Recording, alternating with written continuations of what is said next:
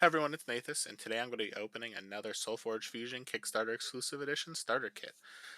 So this is the fourth kit in the series that I'll be opening. So the first three I've had some pretty cool decks. Nothing that's super exciting yet in terms of competitive play. That being said, I'm really hopeful that we'll find something cool in this case. So this is number 4 out of 12.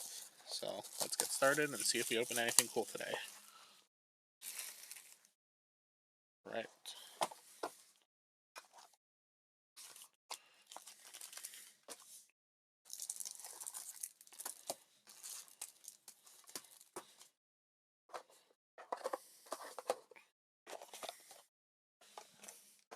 Alright, so we're going to get started today with our Loyan deck.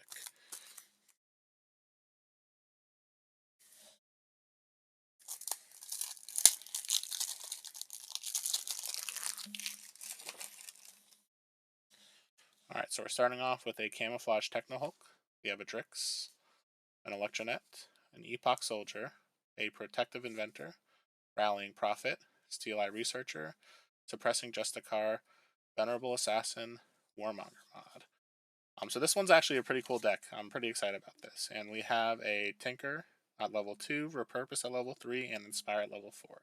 So I always love seeing a Drix with a Steel Eye Researcher with a rallying creature as well, because you're going to kind of be able to make a bunch of minions, replace them, rally to pump your board. So there's a lot of cards here that make minions to really take advantage of that Steel Eye Researcher. So this is a cool deck. This is definitely one that I would consider playing in a list that I'm really wanting to take advantage of Steel Eye Researcher. So the other half definitely would have a lot of minions. So this is a fun deck, and I always enjoy opening Drix, and that was a great way to start. So now we're going to open our Tempest list.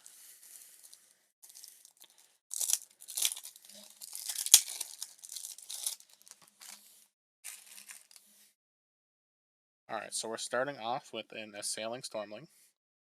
We have a Disintegrate, Everflame Phoenix, Hibernating Glider, Ice Storm, Flaming Breaker, Lightning Spark, Fire Song, Limehorn Charger, Uranti Heartseeker, and we've got a Sunder with Summon the Swarm, Stimbolt, and Ice Armor. So this is definitely a pretty aggressive deck. Assailing is always nice when you're trying to push damage. You could always go into an open lane and mobility as well to kind of get into a good favorable location. There's a lot of aggressive in this list, so and a lot of removal too. So this one's really fun. This is one that I would definitely really enjoy playing in sealed. And right now I don't have anything that would pair with this in constructed, but it definitely can push potentially a lot of damage. All right. So now we're going to get into our Utera deck. It's always fun when your minion matches the actual faction of the deck that you're opening. We got that nice alternate art Oakfather. Alright, so we're starting with an Arrogant Bartok, Might of the Herd, Mystical Packmaster, Roaring Polymorpher, and that's number 1 too, which was pretty cool. Actually, this one's all pretty low numbers. A Rooted Ranger, Shardplate Delver, Soothing Raptor, Betrayer Spirit Leash. That's pretty fun, especially when it's in a faction that has a bunch of either Oakfathers or Wisps. Toxic Spores, Transcendent Biologist.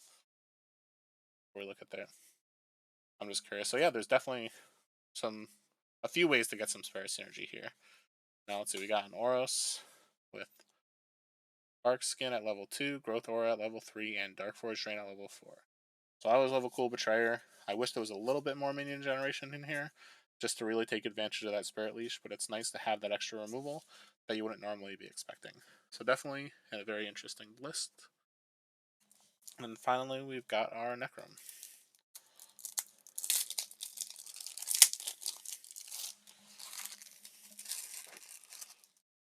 Alright, so we're starting off with a Bone Scythe Reaver, a Devouring Shambler, Brave Pact, Necrotic Walker, Om Nom Nom, Stout Demon, Tormenting Drake, Vampiric Spirit, Harness Pact, Venerable Fiend. And we've got a Cersei with Life Drain at level 2, Death Touch at level 3, and Army Commander at level 4. So this list definitely has a lot of just really strong cards in it. Bone Scythe Reaver is always really good, especially when you're playing against someone who has a lot of minions. Devouring Shambler is a really fun modifier for Shambler. We've got removal with Grave Pact. We've got the Necrotic Walker, which kind of keeps a body on the board after it dies. So it's like there's definitely some really strong cards here. There we go, that's focused. I don't think there's anything that just basically does nothing in this list, except I guess Stout Demon is the only one that really doesn't have an extra ability as well. So this was definitely a really strong one. Overall, this kit was probably the highest quality out of the other ones that we've opened so far. And I'm definitely really excited to kind of see if any of them would be playable in any of the decks that I have. So thank you for tuning in, and I'll see you at the next kit opening.